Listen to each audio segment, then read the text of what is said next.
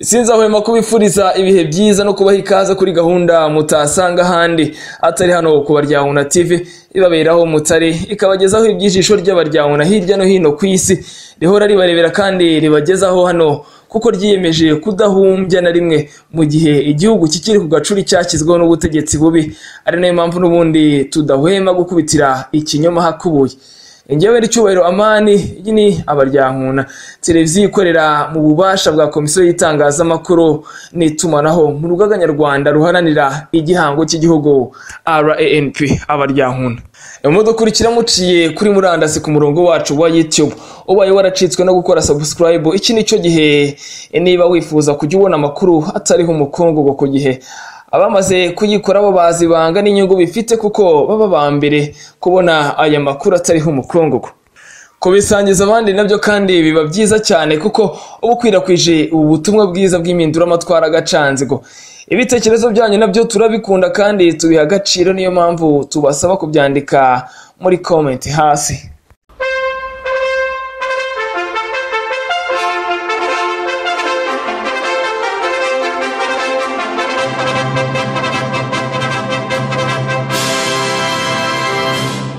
Uyu munsi nibisanzwe kuko umurindi w'intsinzi n'iherezo ry'urusobe rw'ibibazo byugarije u Rwanda bikomanga ku rugi kwa 23 na 24 uko kwezi kwa Gicurasi 2020 nkuko byumvikana nyine enejo bundi kuwa gatandatu no ku cyumweru buryo budasanzwe bw'ikoranabuhanga inama karundura yiga ku bibazo by'u Rwanda itabyiga gusa maze ngo ibibagarire nkuko FPR yabikoze ahubwo ibyiga kugira ngo ibishyireho iherezo ryarabaye. Ni inama yiswe y'abubatsi ikiraro kizahuza Abanyarwanda cyangwa se Rwanda Bridge Builders yitabiriwe n'Abanyarwanda basaga 60 bahagarariye imiryango igera kuri 36 itavuga rumwe n'ubutegetsi bwa FPR, ikaba irimo amashyaka ya politike n'imiryango idaharanira inyungu izwi nka societe civile. Ikiganiro cyacu cyanone kiribanda kuri iyi nama aho ndi gwitabaza cyane mugenzi wanjye Mutimukeye Constance wadukurikiraniye byinshi kuri yo akanaganira na bamwe mu bayiteguye n'abayitabiriye. Mbere yuko tubagezaho ibyo biganiro reka dusabe mugenzi wacu Sandra adusomere itangazo ryasohotse nyuma y'iyo nama. Itangazo soza inama yahuje imiryango itegamiye kuri leta n'amashyaka ya politike nyarwanda bikora hirya no hino ku isi mu mugambi wo kubaka u Rwanda rudaheza rwuje ubwisanzure, ubwiyunge, demokarasi n'uburumbuke. Inama ihuza abahagarariye amashyaka ya politike n'imiryango itegamiye kuri leta baturuze hirya no hino ku isi yateranye ku matariki 23 kugeza 24 Gicurasi 2020 hakoreshejwe uburyo bw'ikoranabuhanga igamije gusuzumira hamwe ibibazo by'ingutu byugarije igihugu cy'u Rwanda no gutekereza ku ngamba z'umuti wabyo.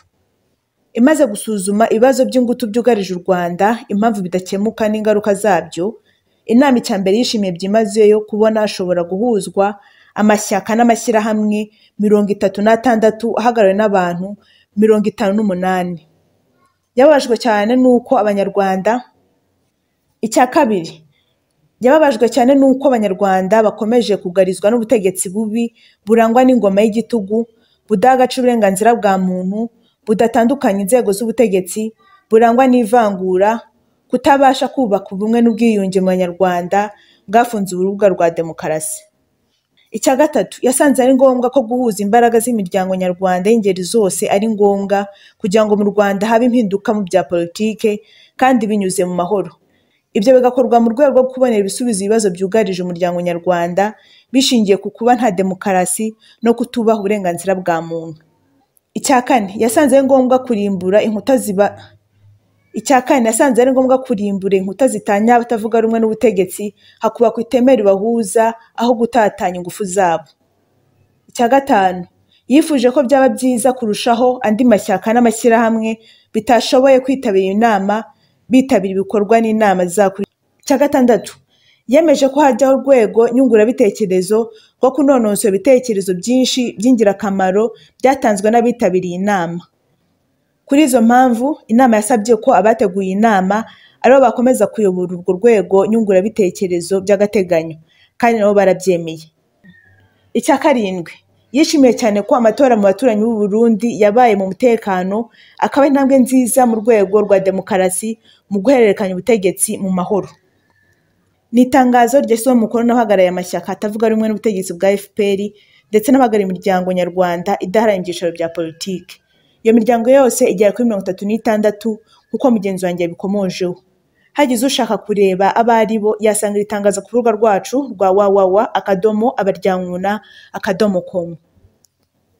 Constance Mutimukeye, wabanza ugasuhuza abakunzi bacu dore ko abenshi batari baguherutse, wasanga hari n'abakwibagiwe, ukongera ukabibwira. Urakoze cyane Cyubahiro, ndagusuhuza n'abadukurikira.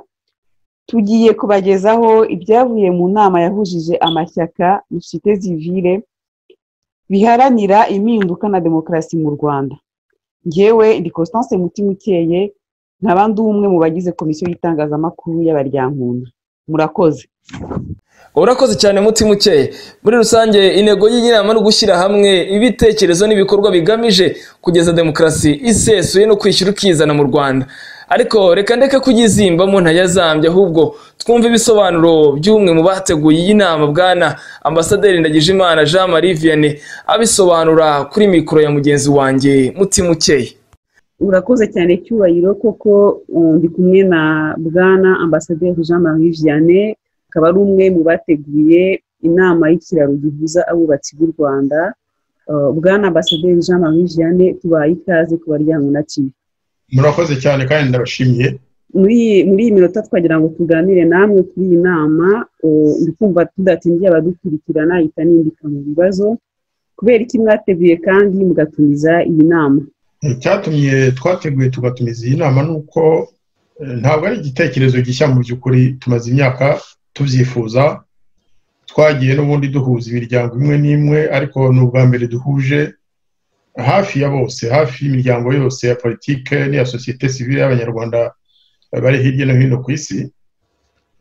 Ndagira ngo nkubwire gusa ko nutasubira mu mboni imvano y'iyi nama, mumenye ko hari imiryango 36, arabavuga 35 ariko turi 36. Abari mu nama twari hafi 60, twageze kuri 58. Ubwo rero impamvu twatumiye iyo nama nuko dusanga twese dukora ibintu byiza aho turi hose ku isi, haba mu Rwanda haba mu mahanga, ariko ugasanga tubikora dutatanye. Gutatanya rero burya bigabanya ingufu. Gutatanya hari nubwo bizana ibintu byo gupiganwa bya competition kandi atari ngombwa. Gutatana bigatuma ibikorwa rimwe na rimwe bitagira uburemere buhagije. Nicyo cyatumye rero tuvuga tuti reka dusabe bene wacu b'Abanyarwanda tubabaye kimwe, cyane cyane ab'impunzi, ariko tutibagiwe n'abababariye mu Rwanda bazira ingoma y'igitugu, kugira ngo tuganire ku byago nyine byugarije u Rwanda, tubikorere liste, noneho twigire hamwe ukuntu twazabibonera umuti. N'uwo muti tukawushakira hamwe, n'uburyo uwo muti twawushakira hamwe tukabikorana, ibisubizo tukazabitangira hamwe. Waba ari umuti ukomeye tukawutangira hamwe Abanyarwanda, tukivura tukavura n'igihugu cyacu. Niyo mpamvu rero tumaze kwiga imiterere y'ibibazo biri mu gihugu cyacu, twasanze ari ngombwa kwishyira hamwe kugira ngo dutangire dutekerereze hamwe. Twashyizeho urwego mpuzabitekerezo, urwego njyanama ruzajya rudufasha kwiga ibibera mu Rwanda, kwiga amateka yahise n'azaza, kugira ngo mbese dufate ingamba zikomeye zakiza Abanyarwanda ingoma y'igitugu, ingoma yica abaturage, abato n'abakuru, abasaza n'abakecuru, ingoma ihohotera ndetse n'impunzi aho ziri ku isi hose. Ingoma yo mu Rwanda murabizi ko ikunda no gushotora amahanga, cyane cyane ibihugu duhuje imbibi, kandi rero burya ntabwo abaturage b'igihugu bashobora kugira amahoro n'umutekano mu gihe gishyamiranye n'abaturage. Ntibishoboka. Ntigishobora kugira ubukungu buhamye mu gihe imipaka ifunze. Ntigishobora kugira umutekano, ubuzima bwiza bwa rubanda mu gihe bikanga ko bashobora guterwa, kandi kubera ubushotoranyi bw'ingoma iyobora igihugu cyacu. ubwo rero ibyo tumaze kubibona byose turavuga tuti byarangira bite, ibibazo ni ibihe. Turangije nibwo twishyize hamwe, icyemezo twafashe kidakuka nuko kuva uyu munsi, nababwiye ko inama yabaye ku itariki ya 23 n'iya 4 murabizi nako, twafashe ingamba rwose ko kuva uyu munsi tugiye kujya tugerageza gukorera byinshi cyangwa byose hamwe kugira ngo bigire uburemere buhagije n'ingufu zidakuka. Murakoze cyane Bwana Ndagijimana kuri icyo gisubizo muduhaye. Umuntu wenda yakibaza se muri iyo nama mutubwiye ko hafashwe n'ingamba ariko si byagarutswemo muri iyo nama. Byagarutsweho ni ibyo nkubwiye, ni ibibazo byugarije u Rwanda, ni impamvu ibyo bibazo bidakemuka n'ingaruka zabyo. Noneho tukibaza n'ukuntu nyine ibyo bibazo byakemuka, umuti twabibonera, ingaruka z'ibyo bibazo tukagerageza kuzihagarikira aho ziri, tukiga ibyerekeye imiyoborere myiza y'igihugu cyacu, tukiga ibyerekeye imiterere y'ubutegetsi, inzego z'ubutegetsi ziteye zite. Turangije tuza gusanga ko hari ibintu bitoroshye byugarije nyine igihugu cyacu. Hari ikibazo cy'ivangura, hari ikibazo cyo kubuza abaturage kwitunga uko bashatse, bakababuza guhinga cyangwa gusarura ibyo bahinze, bakabicisha inzara ku bushake. Tuza kuvuga ku bibazo by'ubwicanyi biba buri munsi. Murabona ukuntu muri aya mezi ashize n'imyaka ishize bakomeje kujya bica cyangwa bakazimiza abana b'u Rwanda mu mashyaka cyangwa mu miryango ya societe civile cyangwa abanyamakuru. Murabona ejo bundi umuvandimwe cyangwa umwana wacu Kizito Mihigo ukuntu bamugenje, baramwishe, none bafashe n'abanyamakuru barabafunze, ntituzi niba bazasohoka muri prison. Ibyo byose rero nibyo byatumye rwose tuvuga tuti bigomba guhagarara vuba. Tuvuga ko icyabikiza nuko ubutegetsi buyobora u Rwanda muri iki gihe bwahagarara. Kubuhagarika ntabwo twebwe tuvuga ngo tugiye kohereza abasirikare oya, ntabwo ariyo nshingano ya mbere twihaye. Ababishoboye ntitwabuza kubikora, ariko twebwe mu nama y'ejo ntabwo ari byo twize. Abo byateye inkeke ntibabyumve batyo, ariko abiyemeza gushaka amahoro mu gihugu cyacu, abiyemeza guha abaturage umutekano no kubagarurira demokarasi, nta demokarasi mu Rwanda murabizi, abiyemeza kubikoresha uburyo bwose bwashoboka, abo ntitwababuza, ariko twe ntabwo ari inshingano twafashe muri iki cyumweru. None ukurikije intego mwari mufite mutegura mukanatumiza iyo nama, ubu mubona izo ntego zaragezweho cyangwa zizagerwaho vuba nyuma y'iyo nama? Ni ikibazo cyiza. Mu by'ukuri mu nama ibaye mu minsi ibiri nk'iyi, ari ubwa mbere duhuye turi imiryango 36, abantu 58, igikomeye cya mbere ntabwo ari ukuvuga ngo twagize ku nshingano. Inshingano nizo tuzageraho turangije process.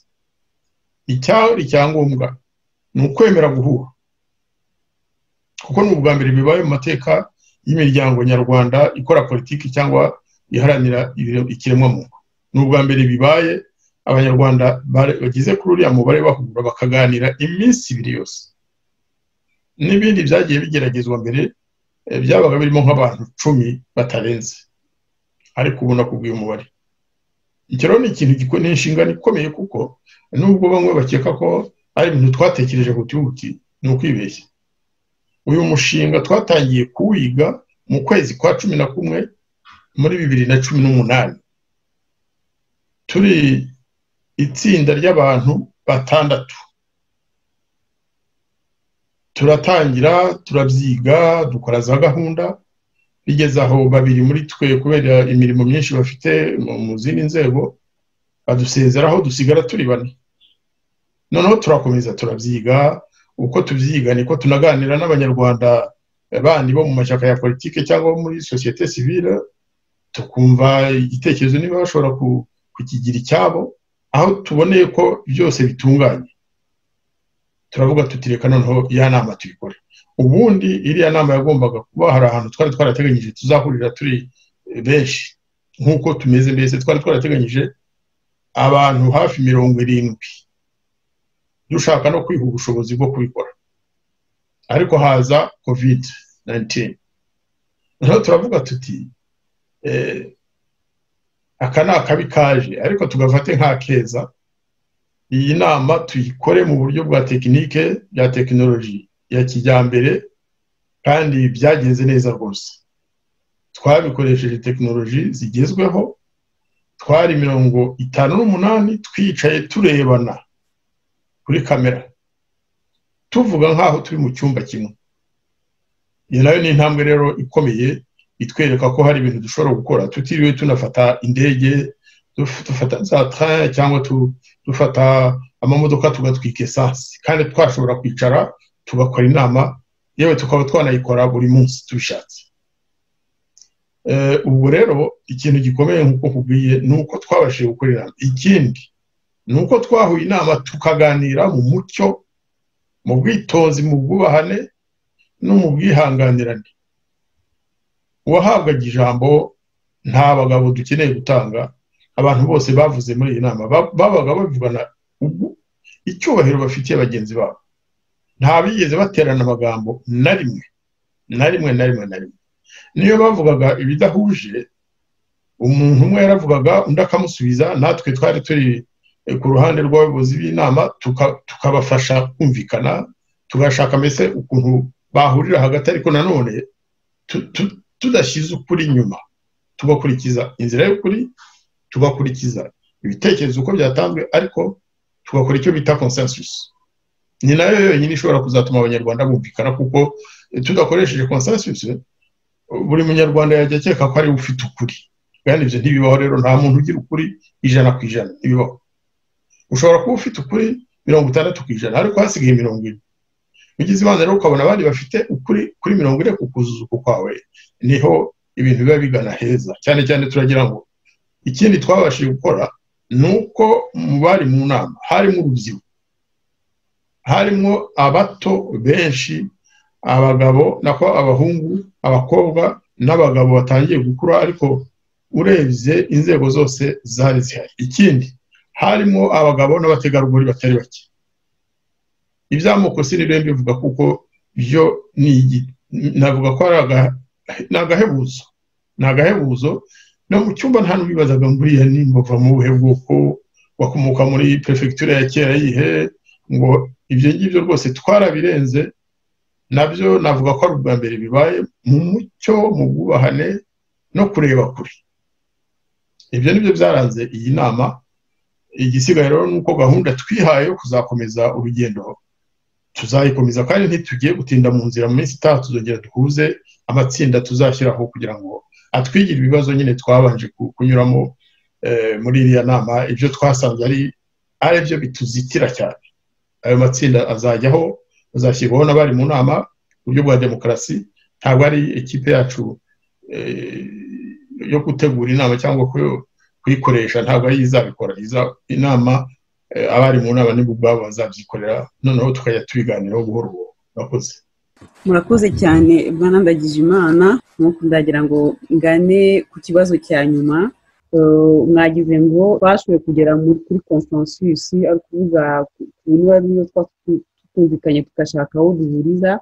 Umuntu agira ikibazo cy'amatsiko kwa iyo nama y'ino societe civile ifite uko ikora, irimo amashyaka ya politike afite uko akora, ariko mwese mugahurira mu gushaka ko impinduka mu miyoborere y'u Rwanda.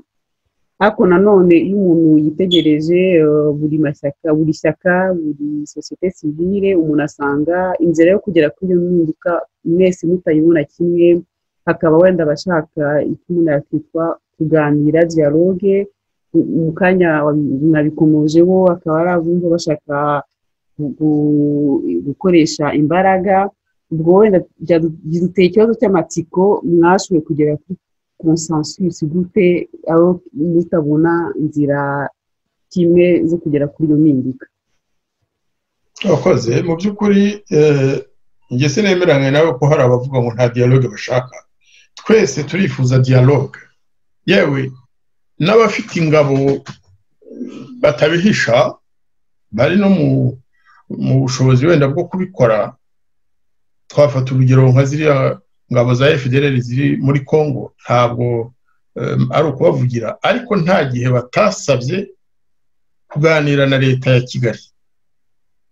Ntabwo ronge nemeranya ko hari bamwe mu banyarwanda b'abanyapolitike cyangwa abo muri societe civile bifuza kurwana gusa. Ntabwo kurwana ari umuti w'ibibazo byugarije u Rwanda, ariko baravuga bati tubaze imyaka 26, bamwe turahonyorerwa aho twahungiye, abandi barahonyorerwa mu Rwanda.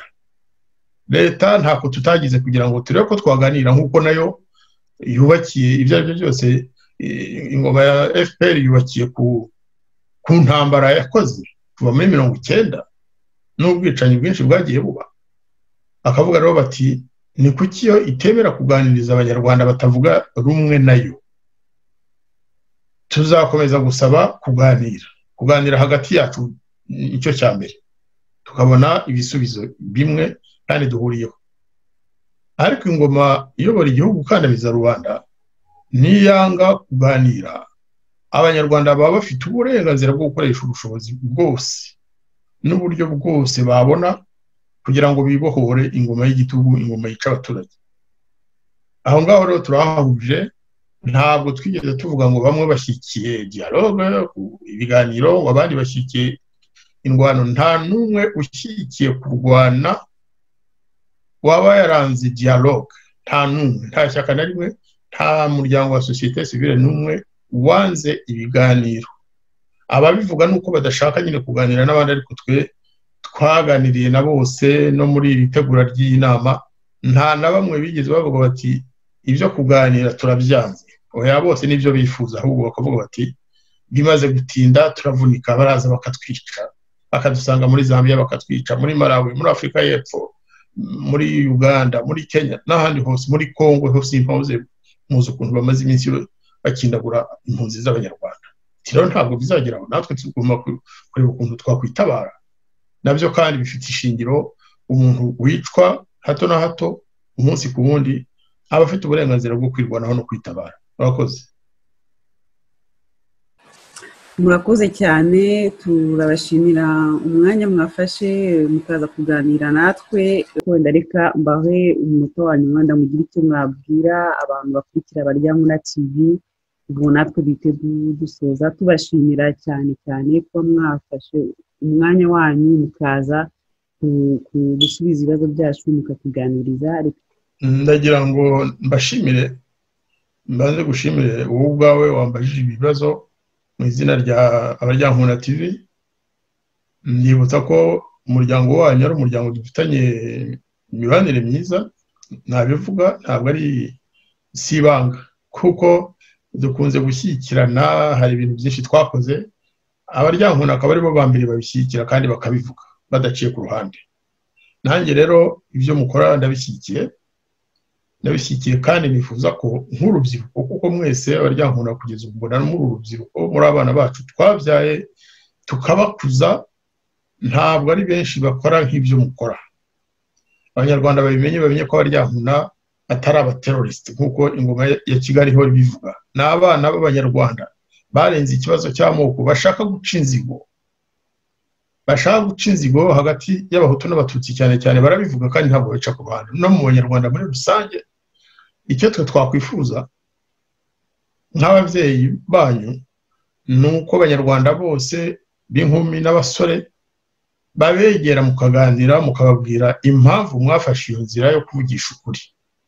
Natwe kandi ntabwo tuzatezuka ku nshingano twihaye zo guherekeza abakiri bato, zo kuganira nabo kenshi, kugira ngo hamwe ikintu twita intergenerationnel gihuza abadahuje imyaka ariko bahuje ibitekerezo, abato n'abakuru, kugira ngo aba ari byo bizaba umusemburo w'ukuri kuzatuma Abanyarwanda bibohora. Icyo nicyo nabwira Abaryankuna, nkakibwira n'Abanyarwanda muri rusange, nkakibwira mbese nabo twari hamwe mu nama tumazemo iyi minsi 2.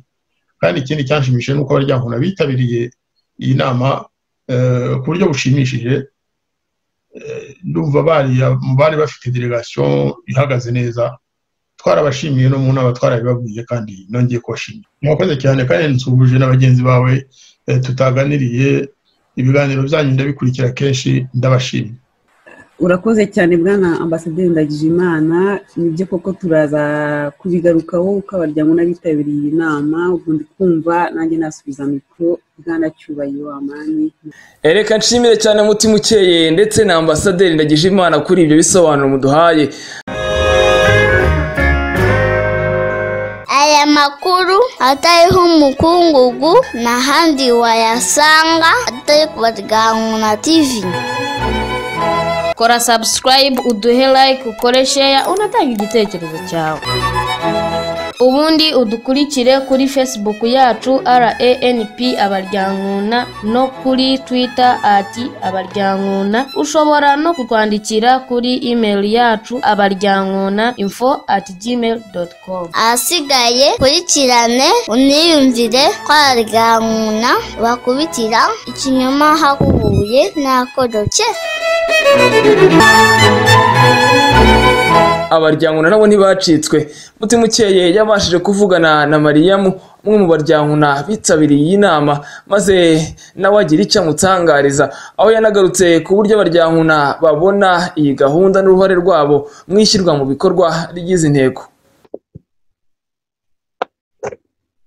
Urakoze Cyubahiro, kuko ndi kumwe na Madame Uwase Mariam, umwe mu Baryankuna babiri baduhagarariye muri iyo nama.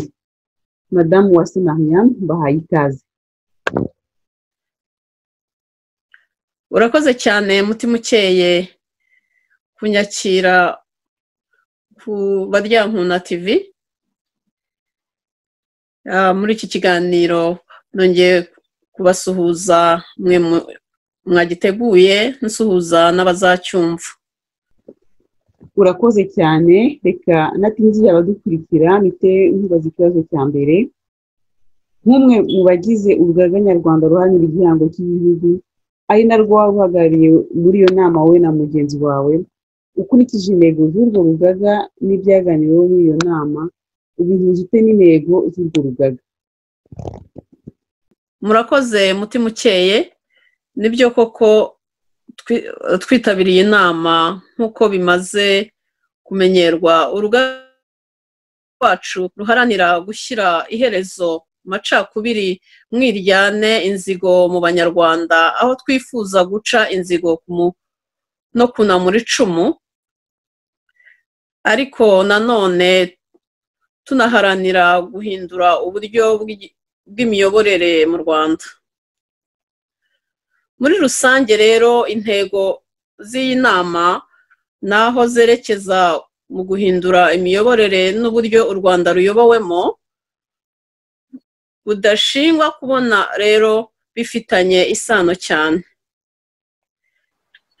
Ikindi uzi ko twebwe ikituraje inshinga ari gacanzigo, aho twifuza ko umunyarwanda areka kuba umwanzi w'umunyarwanda, ahubwo abanyarwanda twese tukunga ubumwe. Ubwo rero inama nk'iyi ihuza abantu bakicara bareba ibibahuza kurusha uko babona barwana cyangwa se batera amagambo, nta kabuza tubona igendanye cyane n'intego z'urugaga rwacu.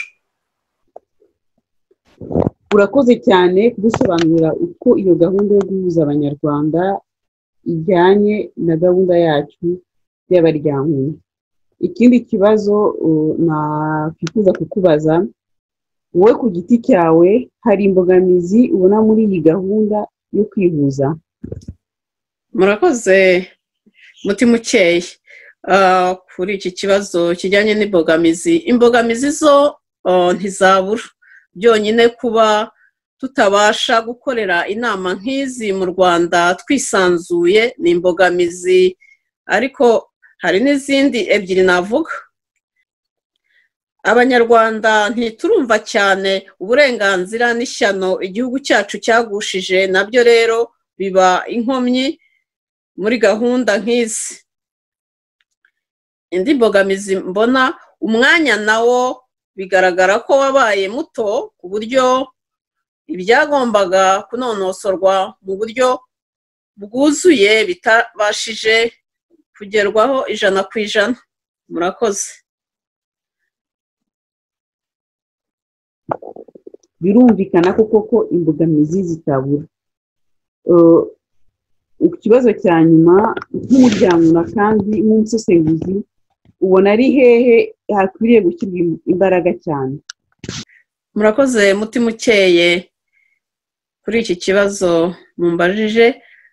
Ahantu hagomba gushyirwa imbaraga ni hatatu: gusuzuma ubwitonzi ikibazo nyirizina igihugu cyacu gifite, kuko tutabashije kucyumva neza ntitwabasha kugikemura neza. Ikindi, gushyiraho ingamba zizwe neza kandi zishingiye ku gukorera mu matsinda mato mato ariko atanga umusaruro. Icya gatatu ni ugushyira imbaraga mu ishyirwa bikorwa, kuko gahunda nk'izi si ubwa mbere zibaye, ariko umusaruro wakomeje kuba muke. Kandi rero kimwe mu bintu umusaruro uba muke ni uko ishyirwa mu bikorwa rititabwaho mu buryo bwihariye. Urakoze cyane, bamuhe umwanya wo kugira ngo usezere ku badukurikira.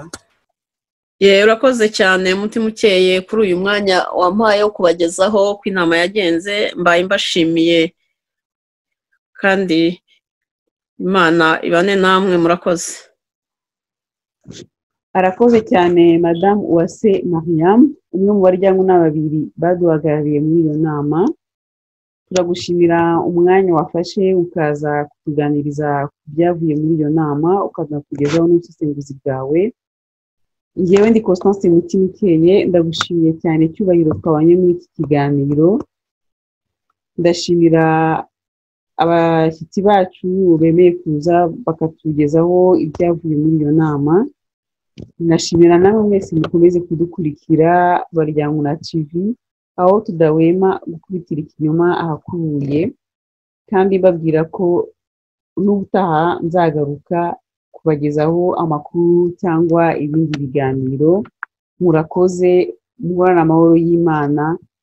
Cyubahiro musubije mikoro. Ngira ngo ubwira uwumva ntavunika, ibisobanuro aba bose batugejejeho birumvikana kandi birasobanutse. Njye Cyubahiro nasoza mvuga nti twese ntawe usigaye, nta kurobanura, nta nzigo cyangwa inzika, nta bujiji cyangwa ubwoba.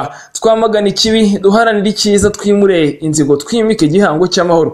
Aha kandi ni naho nsoreje iki kiganiro, naho ibyo tubagezaho byo nakagaruka.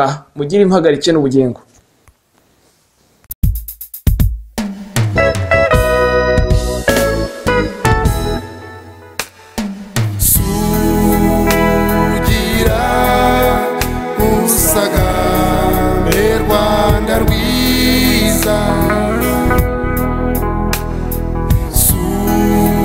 Sugira mugongo muga